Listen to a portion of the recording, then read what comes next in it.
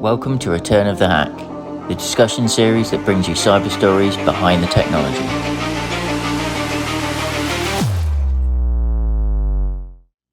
I'm your host Neil Langridge, and today I'm joined by Adam Dara from ZeroFox. We discuss the dark web, what this alternative side of the internet is really like, the impact of geopolitics, and how people really are at the heart of the cybersecurity challenge.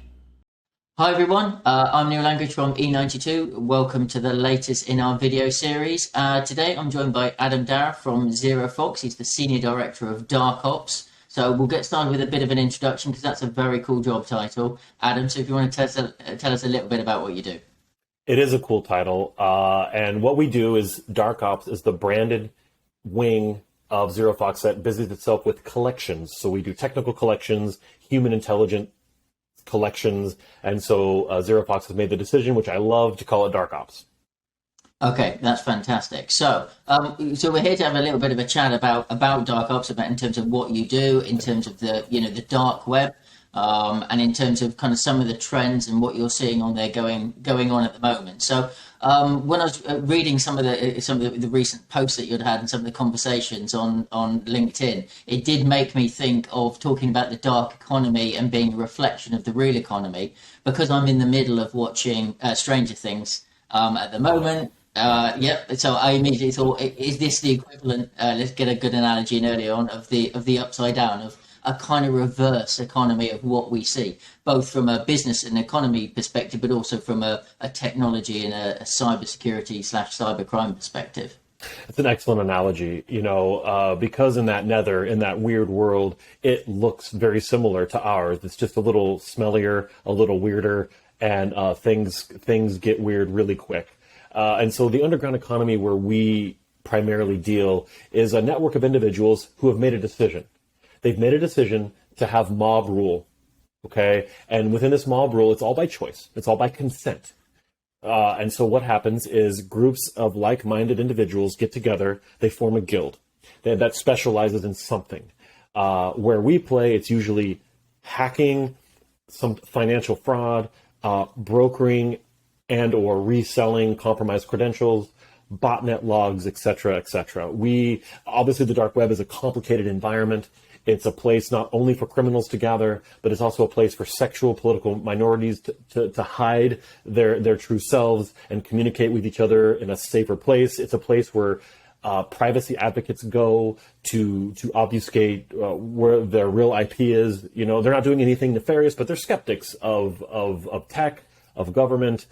So it's a place really for everyone, not just criminals. And so, yes, weird, disgusting things happen down there. However, it is mostly where we deal is very concerned with trying to infiltrate, get out in front of dangerous tools, dangerous methods, and dangerous information being brokered against a business, against individuals. I suppose that makes it quite complicated, that there is no one thing, there is no one dark web. So it kind of, in terms of that variety, whether it's spread across geographies or cultures or even languages or the sort of areas that people congregate in terms of what their agenda is going to be, it makes it very hard to say, oh, there's one thing. So in terms of tactics and approach and understanding how to get involved with these things, it kind of every time you're kind of starting a little bit fresh, learning about how to get involved without being, strolling in with the newspaper under your arm and going, nothing to see here, I'm just coming on for a chat.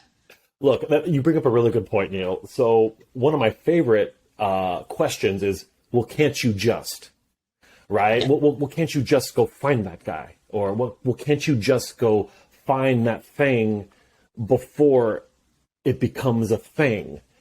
Can't you just, and so let's, number one, that's a fair question, right? I'm making light of it, but it is a fair question. It's a complicated ecosystem, and,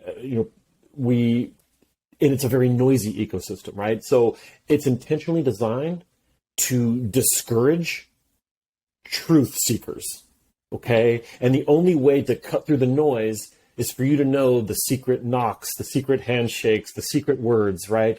You have to be part of a circle of individuals who have accepted you. You have had to have passed their tests to be admitted into their circle of trust. And so,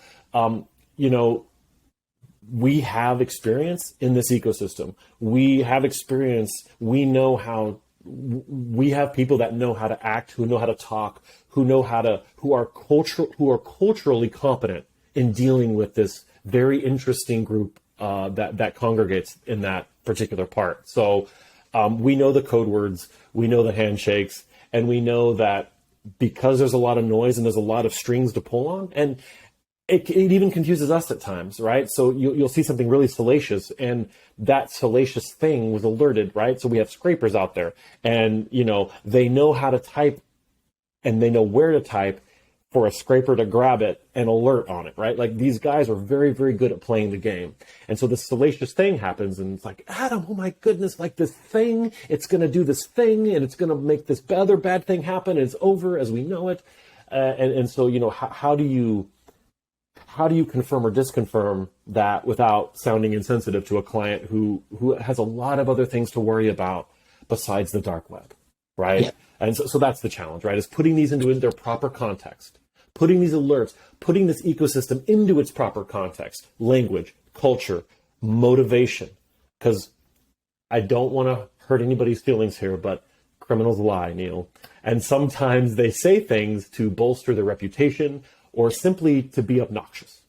Yeah, so there's definitely going to be parallels with what we know in the real world in terms of from a crime perspective, and obviously the fantastic work that all kind of law enforcement agencies have done and built up that experience over the years, and infiltration and understanding how to battle against these. So there's going to be elements of criminals are going to be criminals, and the showing off thing is definitely going to be kind of one of them. But there are obviously, I imagine, a whole different set of rules and processes and culture and everything, and kind of, I suppose, the kind of like, why can't you just wander along to the first bit of the dark web and find because presumably everyone's just wearing a hoodie, crouched over a laptop, looking at green text on a laptop, yeah? In a glacier, under the glacier, yeah, absolutely. So yeah, so how similar does the kind of cybercrime world kind of reflect or mirror some the kind of the kind of real crime world, if you like, in terms of in person? Well, in the above ground world, there's consent, right? So we consent whether we know it or not. We do give our consent for well-meaning advertisers, politicians, focus groups to use our data to understand sentiment, right? Yeah. But again, they have our consent to do so. And what happens is that is then brokered. The way it's brokered, the way data is brokered, and all done by consent. Now, the dark web works the same way, except they don't have our consent, right? So we're interesting. And if I could just message people, like, you matter, what you do, and what is more sacred than your online or digital footprint?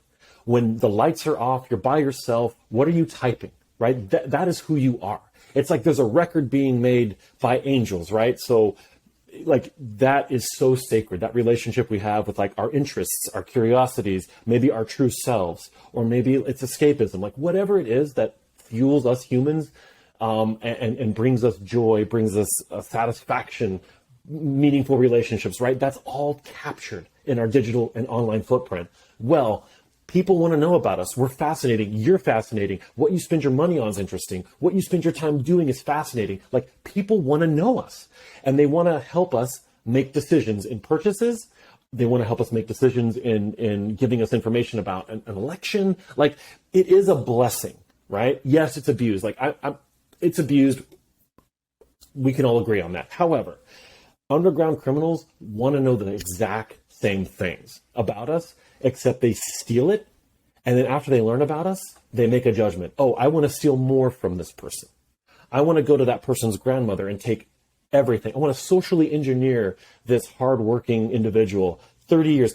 Neil, I was on a call recently with an individual who he was socially engineered out of his entire IRA. He had worked for over 30 years, and a threat actor took an interest in him, thought he was interesting, got to know him, got to know his digital footprint, got to know his likes, his dislikes, his bank, his house, his address, his phone number, his birthday, his social security number, got to know him because he was interesting and he meant something, he lost everything, right? So that's the difference. Consent and force and non-consent, right? And so that's the biggest difference, right? I'll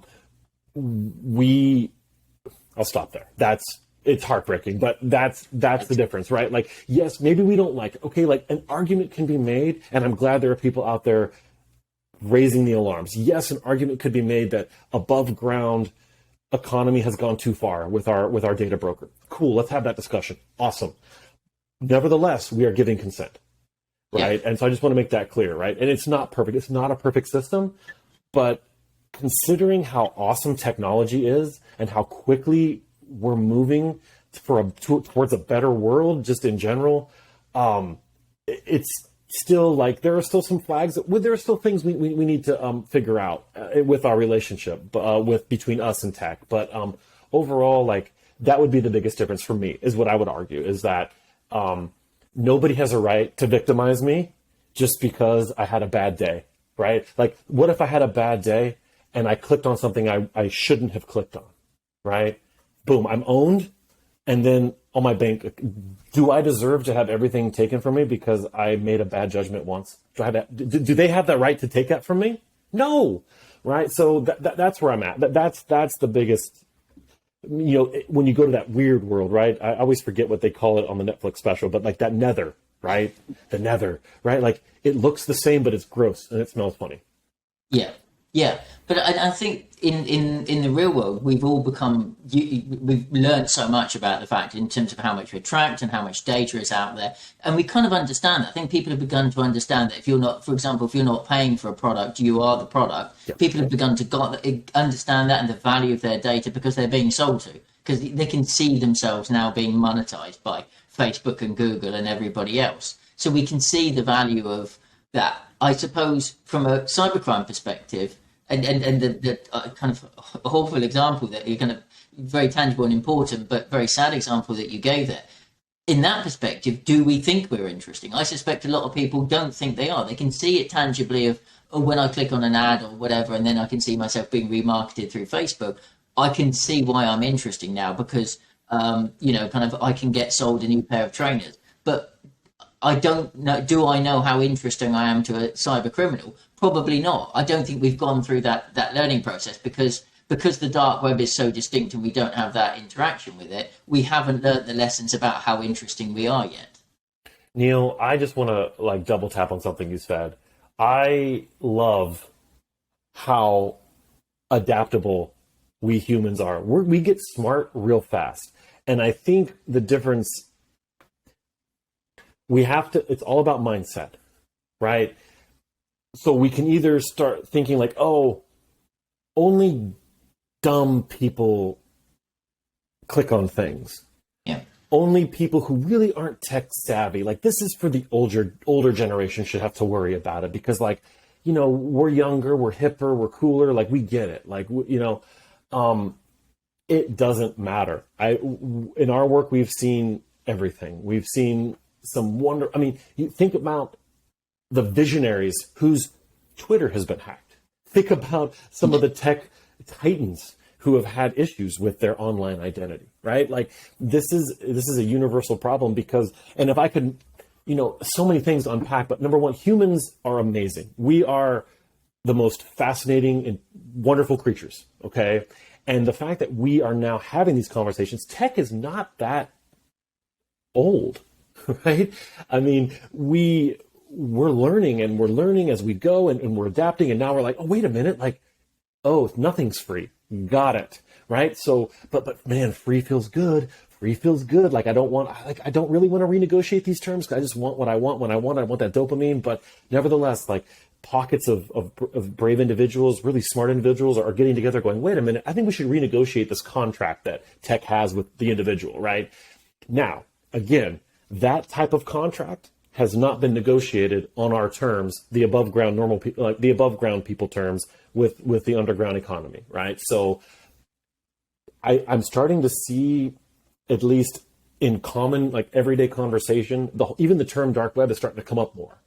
So that's a positive thing. Like, we'll adapt, we'll change our thinking, as we go, and hopefully, hopefully the criminals will have to start keeping up with us, instead of the opposite, right? So I think you bring up a very good point. We are learning. We should, we really do. I don't want to get too philosophical here, but I will say that you matter. You matter more than you know.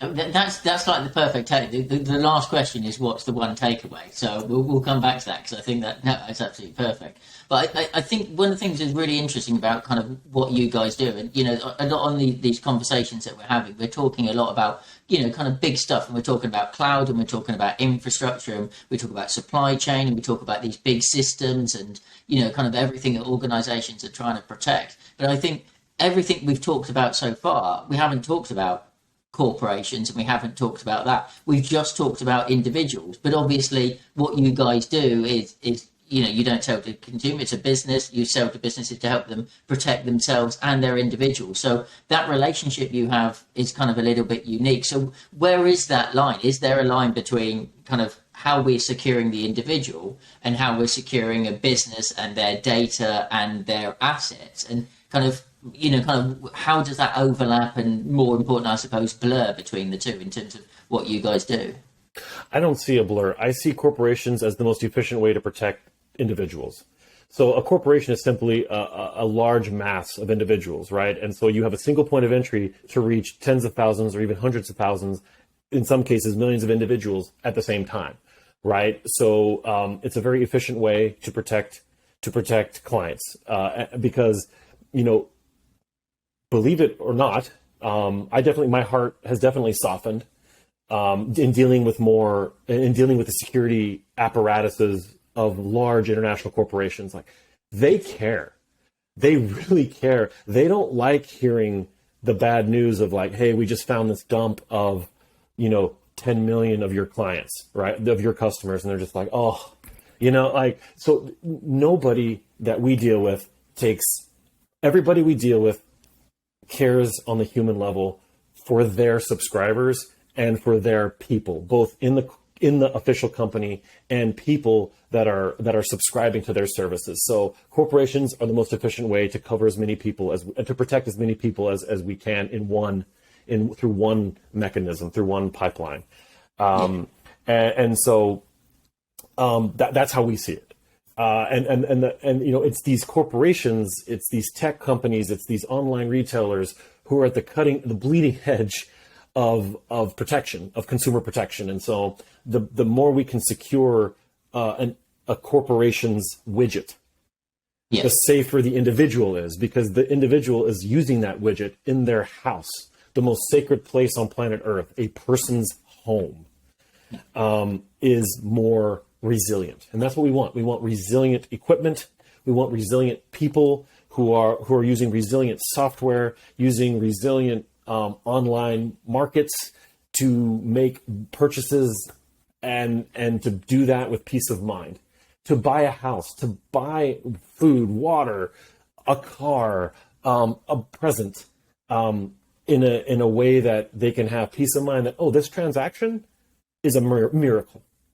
Yeah. It's a miracle. In milliseconds, I'm fine and I can do this thing, and it's magic, right? So we want to keep that magic protected. We want to keep the magic magical. And the best way to do that is to protect the corporations who are in turn trickle down protecting lots of people. Yeah. And are there ways that we need to probably think about it in different ways to help kind of protect ourselves? Because trying to translate this into our everyday lives, and when we talk about, certainly, the kind of topics I talk around kind of data security, and we're thinking about, stuff's going to get hit by ransomware, and they're just, they're encrypting data, and there might be kind of PII in there, but how does that, kind of, are there trends in terms of how this is going in terms of where, kind of how organizations, kind of criminal organizations and cybercrime is going in a different way to be able to kind of stay ahead of what we think of the threat as being? Because once we kind of understand the threat, then we can kind of tackle it in a better way. But obviously, if we're beginning to tackle that threat in a bit different way, they're already going to be thinking that, okay, what's the next? We need to bring up a new threat. We need to target these people in a different way. So, how are you seeing things evolving at the moment in terms of the tactics from the bad actors? Well, so there are different levels to this, right? So if that's a great way to phrase it. The power does ultimately lie with the individual, and it's been interesting as we get to know threat actors. We pay attention to what frustrates them, right? So what about somebody frustrates them, right? Because they want to just steal your stuff, and they just don't want you to scream, kick, bite. They don't want any fuss. Just politely hand over your life savings and leave me alone, right? That's what they want. And so the individual actually has a lot of power over things. And so first and foremost, I don't know how else to say it without sounding cliche, so I'll try to make it sound more interesting than maybe it really is. But get a hold of your digital footprint. Take a few minutes, a few hours, 1 month, and just find out what mailing lists you're on. Just find out, like, where are you out there? What's already out there in the universe? Figure that out first. Once you figure that out, okay, it's time to stop the bleeding. Okay, so get a password manager, get a VPN, and enable two-factor authentication on all the accounts that you can. Okay. There are wonderful free solutions that are easy to use. They're consumer friendly. And that will put you at 99% risk of really never having a major problem. So password manager, VPN, and two-factor authentication. Those things really frustrate threat actors. They haven't really found a technical solution, a non-social engineering solution around those things. So they have to work a little harder. And they don't like that. So there is a lot of power with the individual. Now, this is like people like us. We're pretty normal, right? We're pretty normal, right? But when you start getting to a certain echelon of influence, you're going to have a higher tiered class and skill set coming after you. That's a separate conversation for even, let's say, way less than 1% of the population. Right. So we don't need to talk about that. But for people like us, the very common sense things that will keep you very, very safe as it is as possible to be safe without, if some reason, Neil, you said something against one of the said bad countries who decided to turn their nation state resources against you and find something on you, they'll find something. Pending that, the other basics will work just fine. Yeah. So from a work perspective and seeing me as being somebody interesting, maybe because of the company I work for or the job I do, or whatever, how much do cyber criminals kind of differentiate between work me and personal me when it comes to potentially, targeting individuals to for exploitation, for, as you mentioned, that route in to access tens, hundreds, thousands, millions of other people with a company that I might work for? Do they differentiate much, or do they see the personal me as being the route to the work me? Is the work me where they focus their efforts? What is there a split there in terms of how they approach things? There is, depending on their intent. So because of if there's something interesting about you, let's say somebody motivated by fraud and money strictly, they find out about you. And they think, Neil's upper whatever, middle class, he's got this much money in his bank account. That's interesting. Oh, wait a minute. He works for a media organization. We can embarrass him. Oh, he works for a security organization. Awesome. They think they're so tough. They think they're so secure. What have they said about us? What have they said about friends of mine? Let's go and look. So then they start digging down once they find out who you really are. And then it's like, so he thinks he's so smart. He said this about my friend, name the threat actor group, right? Okay, yeah. We'll show him how smart he is. And we'll let everybody know how smart Neil is, right? So again, it all depends on what their goal is, right? A financially motivated attempt may turn into an embarrassing attempt, or vice versa. Like an attempt to embarrass you in your role as an online security professional media personality, that might turn into like financially motivated to either blackmail you or to steal your stuff out of your account or your Bitcoin wallet or your, Dogecoin wallet, whatever you have, whatever crypto wallet you have, right? So it all depends on their motive, but they will pivot if the money's right or if the notoriety is right. Yeah. Okay. And that's obviously where they're heavily targeted. I mean, how much research do they generally do? Because there's going to be that high level where they're going to be targeting very interesting individuals, people in that kind of top 1%, 0.1%. When they're doing more of a kind of spray and pray approach, where it's a kind of a broader attack, and that might be at a consumer level, or they're just trying to hit as many small businesses as they can. Kind of how much kind of research goes into it, or sometimes can you just be unlucky? Both. So let's talk about the unlucky people. The unlucky people are very unlucky, meaning it was an accident. Meaning the threat actors, they bounce your information off of a magic machine that they have to check multiple accounts across multiple online platforms. And again, Neil had a bad day. And the one account that didn't have 2FA was wide open, and it just happened to be a crypto wallet. Your day just got bad. Unlucky day, right? But nevertheless, like the other people so what they're doing, and we see this, it's brokered all the time. You've got the bot masters brokering the fresh stuff to trusted people. Those trusted people then make a decision. They're like, okay, what kind of stuff do I want to steal? Or do I just want to repackage it and sell it to other people and maximize my return because I bought the fresh stuff? So we see these lists that eventually turn into combo lists where they have, automated tools to check in milliseconds or several minutes across the interweb on all the online login accounts, right? And so then they get a list of checked accounts, meaning, yes, these guys do not have 2FA. So here you go. So they have tools that do this for them. And I guess everybody would then fall into the unlucky once they steal from you. So let me just clarify. Everybody's unlucky that gets stolen from. It doesn't matter if you were targeted or on purpose or on accident. Let's say on accident. Once you're a victim and you're unlucky, and it's awful. So that's how they do it. They keep trying, and they might accidentally find someone of note, right? Yeah. And so it all depends what they specialize in. Social engineering, maybe they want more. If they just want to stay behind a keyboard and hide, fine, they'll just beep bop bop, magic machine. But that social engineering is real.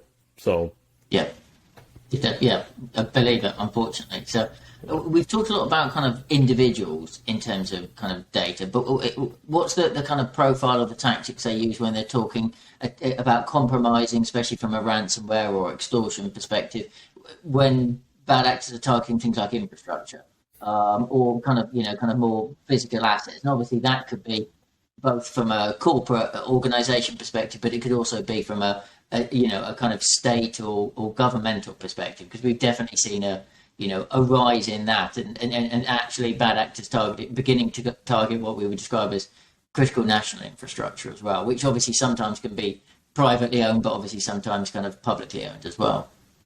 All right, I want to dissect that for a little bit, because we have to be careful here, and because threat actors are careful. So first, critical infrastructure, the targeting of critical infrastructure is usually a standing intelligence requirement for all adversarial nation states. Yeah. So what I mean by that is Russia is probably under a mandate within its intelligence services to understand the location of critical infrastructure of the United States of America, Canada, right? That's a standing requirement to understand where those choke points are in case they need to deploy something radical in a time of war. So that is an ongoing, those defenses are always being probed regardless of what's going on in the world. The standing requirement, please go do that and help me understand. Now, okay, now they understand our grid, let's say. They understand it. Now,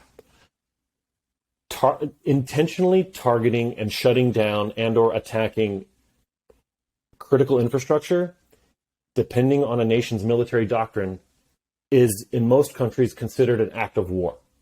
So these ransomware groups, whether they're state-sponsored, state-supported, or not, doesn't matter.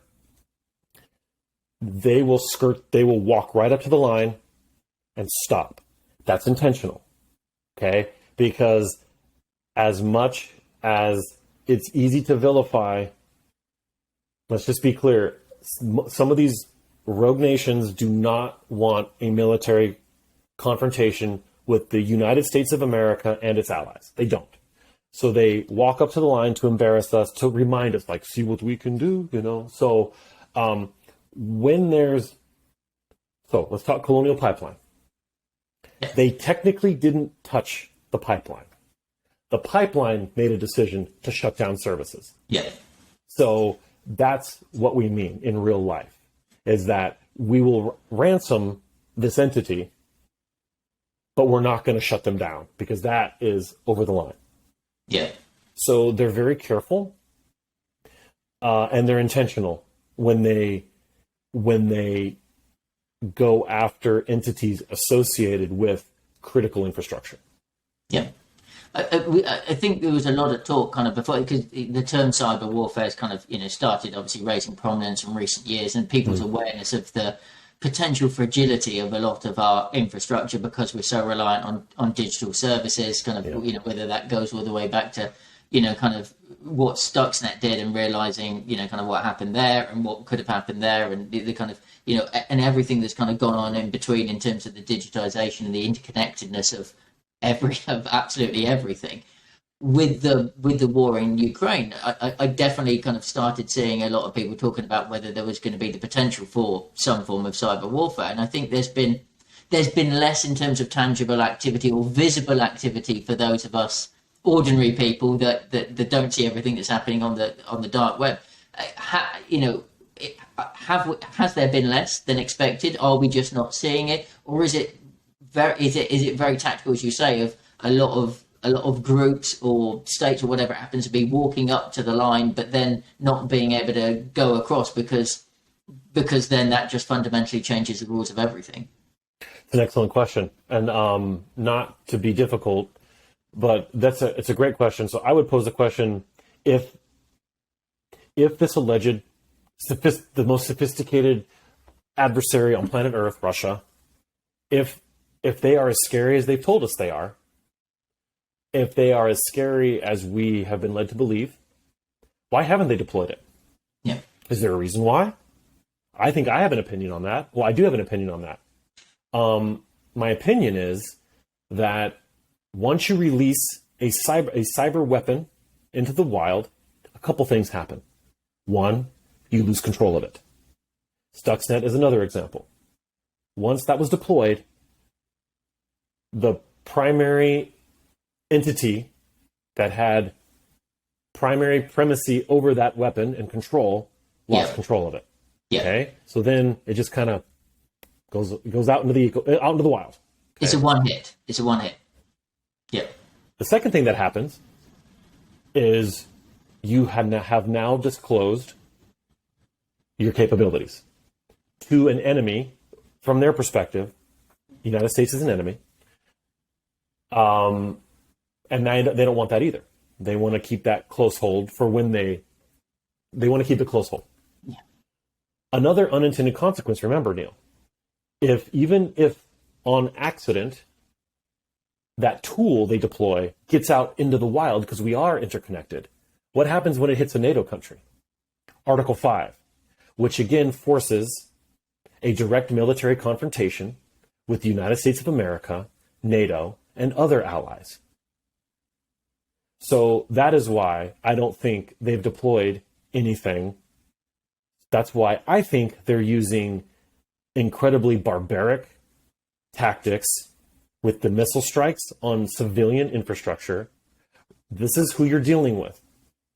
And this is another judgment this is another decision that was made by the Russian Federation to preserve its capabilities. That's how much they value preserving their capabilities against the United States of America and its allies. Yeah. So that is my opinion. It's almost like, but what do you do? What do you choose? Do you choose to see a European country plunged into into darkness during the wintertime because of the use of barbaric technologies and missiles that are killing people? Or do we take, or, what, there's no good option here. And so, either way, the world's going to suffer as a result of them not using it, and the world's going to suffer if they do use it. And so it's a very tough situation. It's heartbreaking at all levels. And that is my personal opinion about why we haven't seen anything. I, again, I haven't read anything special on the dark web. I have a background in United States, U.S. intelligence. I was a Russian specialist my entire career. I continue to follow current events. I have friends that are involved in these geopolitical events. And so that's what I would say is that, please keep in mind when we say cyber attack, what do we mean by that? What do we mean by infrastructure? Who shut it down? Was it the company that shut it down, or was it the threat actor that shut it down? So far, the threat actors have not shut anything down. Yeah, they've not taken anything down. And that's why, I suppose that's why potentially corporations can be more at risk, because not everything is owned by the government. Lots of stuff either isn't maintained, it's managed by third parties, or it's actually owned by commercial organizations. So that's where the kind of grey line, I suppose, comes, where they can target and they can exploit profitable commercial organizations that have their own self-interest as well as being part of a broader community, but then they can be affected as well. And the sheer diversity of that, because again, what do you count as infrastructure? We've also seen a very large food manufacturer in the US that got taken out, that I think we've got 40% of the beef supply or something, some big number. Do you count that as critical national infrastructure? And it's not traffic lights, and it's not a railway system, and it's not the power grid. But if people can't eat, where does that line come from? So I suppose that's the risk for commercial organisations. They need to understand their relationship to supply chain, and I suppose just how important they are to a community as well. Exactly, and and I would also caution hacktivists. As tempting as it is, and again, I understand people's hearts here. This is not a judgment against your motives or against your ideology in promoting the interests of an ultra minority. Like, I get it, right? So this is not an indictment on hacktivism. It's just to say other less sophisticated nation states do not see a difference between a hacktivist group and a Western attempt to undermine their democracy or to undermine their government, right? So I would caution hacktivists that are getting involved in geopolitical events to just know that the nation states you're targeting, not a moral judgment, will not see a difference between you and what they claim as a Western intelligence operation. They already think of you as a Western intelligence puppet. So this is where it gets tricky. That gray line. Technically, what happened was not an attack on infrastructure, Neil. Technically speaking, you're right. But the consequences could have been catastrophic, if not more so, if they were 100% successful in shutting down our food supply. Yeah. So again, they walk right up to the line. It's a warning shot across the bow. And it's also kind of like a thumb your nose at us. Like, see what we can do? Yeah. See what we can do? Yeah.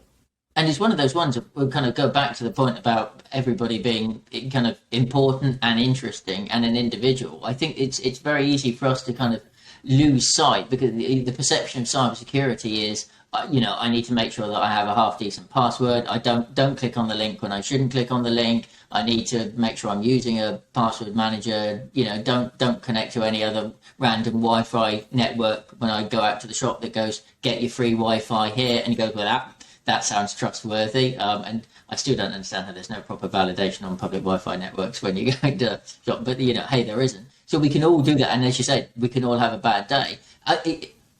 You don't want to scare people, but equally, people actually do need to know that one person clicking on a link can have a butterfly effect of somewhere down the road of a kind of infrastructure pipeline getting getting us to a situation where a pipeline gets closed down. But that's really hard for us as individuals to think, well, actually, can I see that potential butterfly effect from one thing I do? People can't see that because that's just too big. That's really big and crazy. So, but we kind of need to understand that to make sure that we're encouraging the right behavior in people.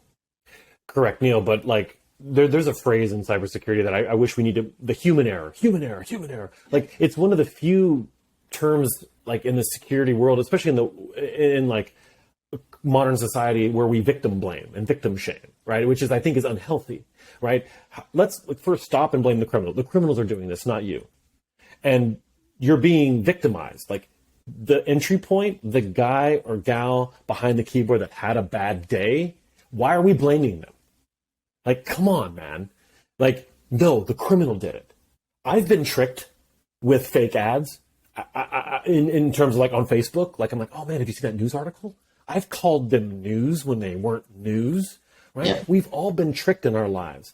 And for whatever reason in our industry, we love victim shaming. And we love, like, we proudly say human error. And we advertise that these people that have had bad days, our friends, our colleagues, are to blame for a criminal act, right? Now, I'm going to let the lawyers and people much smarter than me define criminal neglect, and I'll let them do all that. Like, I'll let HR departments take care of that. But I just want, as like an industry professional, to just caution how we talk about our colleagues in the industry, how we talk about our colleagues. Like, we need to stop blaming the victims for sophisticated criminals. And I dare say, I want anybody to raise their hand who's never been tricked ever in their lives. Like, even street magicians fascinate me. But come on, man. Like, they're tricking me. And I know they're tricking me. But I believe it in the moment. Like, no, that's real, man. Magic is real. It has to be real, because I can't work out how they do it. And it really hurts me and it upsets me. And I feel stupid. Actually, there's a lot in common with street magicians and up close magic, and so you're infuriated and you're angry, but also you want to know and you feel stupid. But how did they do it? And there must have been a way. And why didn't I see it? Because it was entirely obvious. And I'm brilliant. I'm so brilliant. But I could see it there. I'm beginning to see far too many parallels, and that's very unfair on very talented magicians who I shouldn't be comparing to cybercrime. Exactly. It is too easy to just go, why didn't you do that? And that's just the same as one of our mums just clicking on a link because it said that she had a delivery from Amazon coming, and that seemed entirely fair. All the way up to a CEO who, potentially fell compromised to business email compromise or approved off a supplier invoice that came in that looked entirely legitimate. And I think our expectations of those people are very, very different. That this guy's qualified, but this is another person. But actually, it is all just people, and we shouldn't hold anybody to different standards. Yeah, my mom's been a nurse for over 40 years. She's a brilliant woman. Works hard, has been an early adopter of tech, loves tech, right? But all the time she's like, "Oh, did you send me this Amazon thing?" No, Mom, I didn't. No. Right? So this idea that only like the lesson, there's this mythical like whole class of people out there that are just like really not smart. Like, come on, man. Like, come on. Like, let's just, criminals are good. They're good. Right? And we're allowed to have a bad day. Unfortunately, in the cyber world, you're not allowed to have a bad day. One bad day has a lot more real world consequence, unfortunately. So much so that in normal life, Adam and Neil, we don't talk about human error. Like, when somebody's been a victim of a crime, we're not like, well, did you lock your door? Oh, you did? And they still, what were you wearing to suggest that you deserve to be robbed? Were you wearing expensive shoes in a perfectly safe neighborhood where you belong? Like, how, like we don't talk like that. We don't say, oh, that if you wouldn't have worn those really nice shoes, you probably wouldn't have gotten stolen. We don't talk like that about other crime. But for whatever reason with cybercrime, we're like, well, what was your password? Oh, well, that's stupid. Oh, so you clicked on that? That's stupid. It's like, whoa, come on now. I don't know. Yeah. Like, so I think, anyway, that's personal opinion. Yeah, but I think I think the victim blaming thing is really important, and that's It's part of weird. and it's also part of that culture of like we need to get that kind of we always talk about all that kind of we also talk about users, and this kind of keeps coming up that we really need to stop talking about users. They're the first line of defense. Well, we kind of need to take them on the journey. I think there probably needs to be a little bit more carrot than there is stick, because most of the stick is just beating them around the head of going, you're the first line of defense. Stop being so stupid and clicking on the link. So that's not really taking them with us, is it? In quite the way that we'd like to. And we punish them with more awful training. Oh yeah, yeah, yeah, and I think a lot. It's easy to laugh at those examples that we've seen, and of like. Kind of like the security awareness training of we'll do some testing and we'll send out a thing saying everyone's had a really tough time during COVID and we're going to give you a $500 bonus because you've worked so hard. Oh, it's a phishing link. You're so stupid. I mean, we can all laugh, but that literally is truly appalling in every single way. But it's kind of taking everybody on that journey with us and and it's finding ways that organizations can do that. So I suppose kind of, there is all this, there is all the tech, and there is all the amazing services, and then working with you guys that can do that. But kind of, what else can we learn from all of this that organizations can do in terms of working with their people, with their employees, to be able to kind of help take them on a cybersecurity journey to help everybody be the best that we can be, and help collectively come together to work to try and defend against some of these threats. I think taking away, these harsh punishments. I think having an internal security apparatus that's customer service friendly. Yeah. I know that the security apparatus has historically been the silent punisher that that sits in the background in a dark room, just with their hand on a button, waiting for somebody to mess up, so they can earn their paycheck, so to speak, and we put a lot of, again, like they have to be wrong, like even the security apparatus of any organization, like they only have to be wrong once and the whole, like they get, their jobs, like, so there's got to be a way to incentivize people to not be scared to self-report. There has to be a way to say, hey, I clicked on this. I am sorry. I clicked on it. Right. Yeah. Like, and one bad day does not make a person. That's not who they are, right? And so now, if they keep not reporting, that's a separate conversation, right? Yeah. If they're sitting in the background and they're not self-reporting after however many clicks on the thing, then let's have that discussion. But the average person really is not out to cause intentional harm to the place that provides them a living. Yeah. And so, yeah, like how to disincentivize the security apparatus from also protecting their jobs and their budget, I don't know. But I think you bring up a good point about carrot versus stick and what carrots we can offer. Internal customer service, because customer service focused security apparatus, that sounds like that should not even exist ever in humanity's timeline. But I don't know. Yeah, I don't know. I think it's kind of also making it a little bit more visible, because cybersecurity in many ways is just like insurance. You kind of you buy it and then you only break out the box when it all goes very, very wrong, and that's when you see them. So if you see a cybersecurity thing or a person at work, then someone's done something bad, haven't they? So is that a case of actually raising the profile and cybersecurity becoming more embedded and important in our lives on a day-to-day basis, but in a positive way rather than a continual hectoring of that. I suppose that's the way of making it, normalizing cybersecurity as being a key part of what we do, because our lives are so digital anyway. So kind of normalizing cybersecurity and just kind of doing the basics kind of probably needs to become a little bit more part of what we do. So it doesn't become scary, and it doesn't become, oh, I shouldn't have to do, I've only need to talk to these people if I've done something really, really wrong, and I don't want to because I don't want to look silly.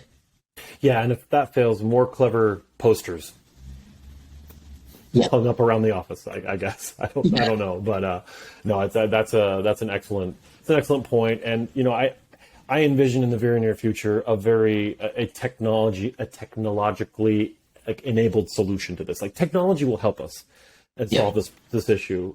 So by the time it gets to your colleague next to you. By the time something suspicious gets to you, it's either incredibly obvious or it's, or it's so dang good that everybody would have clicked on it, right? So I think technology is the answer.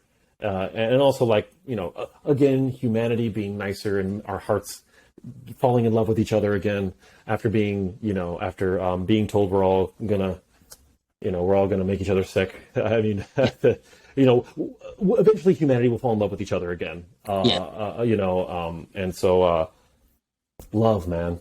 Yeah. Love.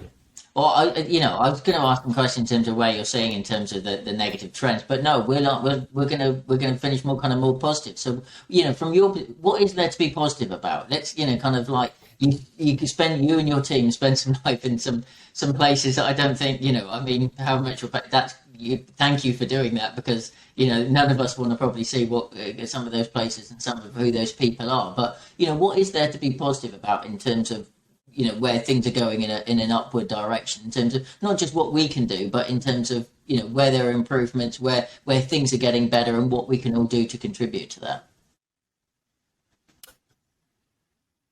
There's a lot to be optimistic about. The criminal underworld will always be there. They'll in the cyber world, they'll always be there. We are seeing them becoming more frustrated with certain technologies that are here to help us, and those technologies are becoming more user-friendly, which is fantastic. So I applaud the tech sector, these early innovators who are really trying hard to make online safety as easy as, like, using Facebook, using Amazon, using these apps, using your iPhone, Android. Like, so kudos. So those tools are becoming online, available, and as far as we know, we haven't seen any exploits that can break 2FA from a technical standpoint without, let's say, social engineering, right? So the technology's here, Neil, to make it easy and safer to use. Also, as weird as the underground is, we see these budding conversations about the moral authority that moral issues are being discussed in terms of, is it proper to attack hospitals during COVID? So we are seeing an element of humanity even amongst the criminal class, meaning that at least the conversations are taking place. The renewed awful war in Ukraine, we're seeing conversations take place in the underground that have historically been against the code of conduct.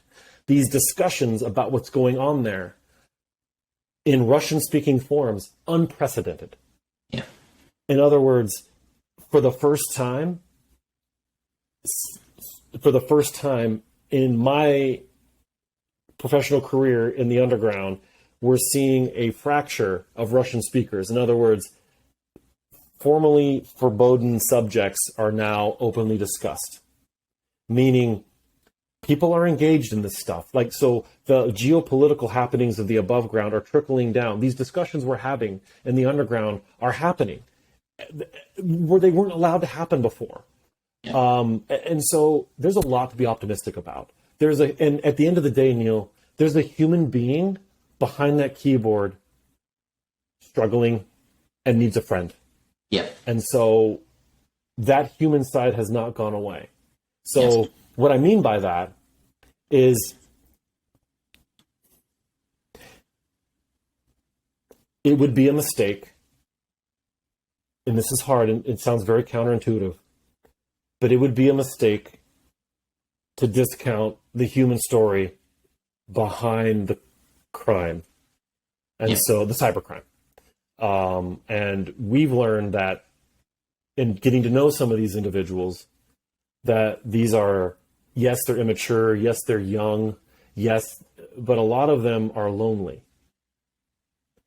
and feel a need to belong to a community. So there's a lot to be optimistic about, and there's a lot more love in the world, and even in the cybercrime world, there's a lot of more love than I think people realize. And if I could just end with with the final thought is, you at home, you behind your keyboard, you matter more than you'll ever know. Yeah, unbelievable. I'm not gonna, yeah, we're definitely going to finish it there, because that is a fantastically optimistic and positive note compared to where we got to on points. Yeah. That was absolutely brilliant. Thank you very much, Adam. Really Pleasure. enjoyed this conversation. Hope you have too. To everybody listening, we'll provide some more information in terms of what Adam and the team at ZeroFox do in the links below. But otherwise, thank you very much for watching. And Adam, thank you very much. Brilliant conversation. All the best. Thank you, Neil. You too. Stay safe. Thanks.